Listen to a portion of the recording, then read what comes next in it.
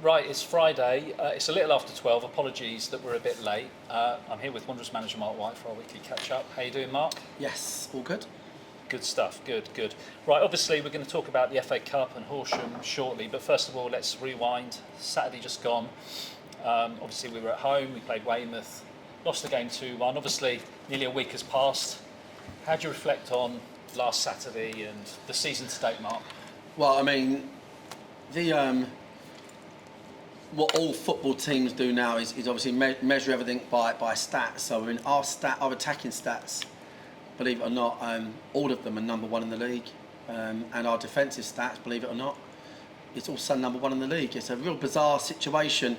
Yeah, we've got highest possession in the league, highest last third entries in the league, best XG against in the league, which says we're denying decent chances. We've got I think it's about 9 key stats we're number one for. It's quite a bizarre situation. Obviously what we're finding is, I mean, we've done a lot of analysis and backed at matches, and a lot of the issue is it's teams defending with 6, 7, 8 bodies in the box for long periods. Our possession against Weymouth was 77%. It's not often you see 77% 11v11 in a game of football, but our possession in the season so far is huge, and it's, you could ask the question, well, is it passing to each other going backwards? But it's not, because I think one of the stats is progressive passes, which is the key football stat. So forward passes, we're number one also in the league. So I think all of that with a huge injury crisis, gigantic, worsened, I'd say. So I think we're spirited by the fact that we are doing loads of things well, and we're going to keep working hard. Obviously, we're looking at them stats and we're just saying, okay, well, how do we retain the good ones, but how do we allow teams not to get back into that low block, and be a little bit more, can we play less passes but equally not be back to front, which no one wants to be. I think we've brought back a brilliant brand of football again this season. I think the fans are loving the style of football. So yeah, I think we're encouraged to just keep doing all the right things and hope we get out of this abhorrent injury crisis we've got at the same time. Obviously it's a big smash and grab if a team wins a game on a 23% possession, and that's just where we are at the moment. So we've had a few games like that, so we're positive. It's a long season, 46 matches, long season. We've got a lot of work to do. Stats don't guarantee you anything in your next match, but they certainly are indicative of what you're doing well and what you're not doing well.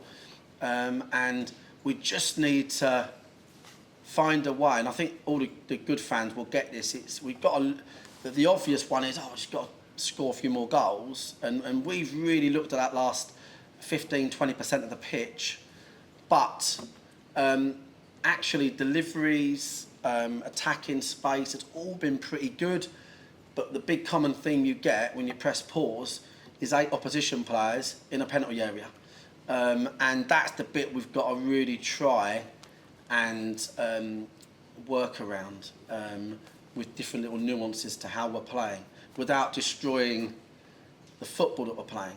So we'll be fine, but like I said, the stats guarantee nothing. They are indicative of a team that, despite an abhorrent injury crisis, is actually doing a lot of things really well. So Josh Brooking, he's a League One / Championship player, really. That's the bottom line. He's signed to the end of the season. We're in no rush with Josh, to be quite honest with you.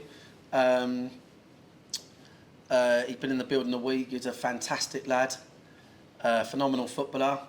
He's obviously not done like a full regimented pre-season, but as everyone saw last week when he came on, elite footballers are 2 steps ahead in their head, over and beyond fitness and sharpness. But Josh is going to be a massive asset for us. Theo Alexandru, young, exciting. He'll be in the building next week every day.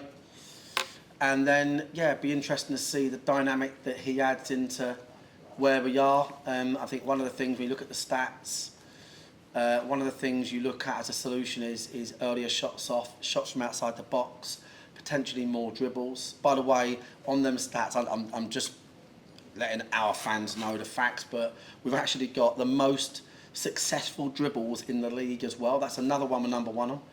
Any fans want to see this stuff, I can send it to you to send on, Chris. But it's important because we all go home going, for fuck's sake, you know, sitting there eating our sausage and batter going, I can't believe that. But there's so many great things about what we're doing, and we just need to fathom the fact that we are going to be a dominant team in this division that we're in, and other teams are going to make it difficult for us. And that is the challenge we've got. Theo ticks a lot of boxes of what you want in the last third.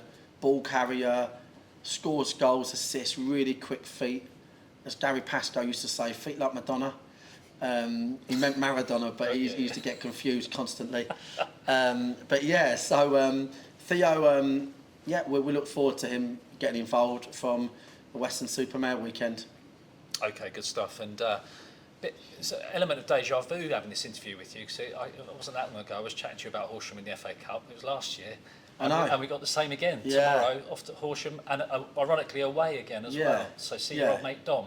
Well, I don't know if you want to cover the squad, or you're doing that in a minute. Oh, sorry, yeah, I will do. Yeah, okay, cool. Well, it's in Dom. Yeah, I mean, yeah, I mean, it is what it is. I mean, neither of us like it. You know, even if it's a home game, it would have been nice. To be away again is what it is. We're confident. I think, you know, I think I made a point in the change room the other week that you could play. I think we lost against somebody the other week, and I made the point that I think it's Torquay. We battered them and lost, and I made the point that said, listen, like you could play three divisions below where you are, and you'll still lose your battle. You know, football is a fine margin game, and you are up against it. That's why in the FA Cup you get a vast range of results every year, because it's a battle. It's a one-off winner, and Horsham, as we saw last year, not forget their result over us. We were poor on the day, but forget their result over us. But they went on to compete against Sutton United, get a draw at Barnsley. Yeah.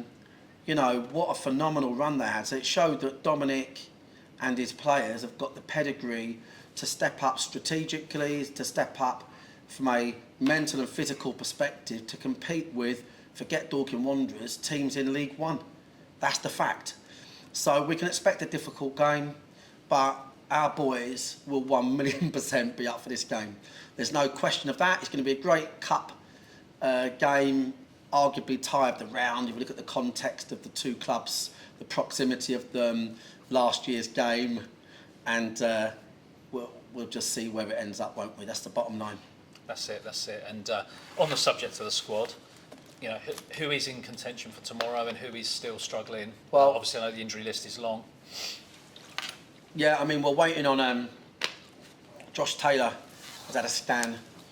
We're waiting on his results on Monday, which I think would be quite significant. We are down to sort of our last one midfielder, if I'm honest with you. So we'll find out Josh's results on Monday in the scan. Brennan's scan wasn't great, so he's either got rehabilitation now and risk a second dislocation, which there's a real, statistically, in people under 25, if you carry on, if you don't have an operation and you rehabilitate and then come back, there's a huge chance it happens again. So we're just going to speak to the specialist again, but I don't think we'll see Brennan within 3-4 months.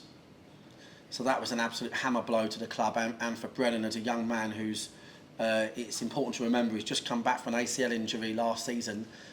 He's come back fit as a fiddle, overcome that. Yeah, playing well, wasn't he? Moved his life to Dorking from Weymouth, and just playing really well, looking really strong. So he's devastated, to be honest, and we are for him. Jordan Williams, we are taking our time with.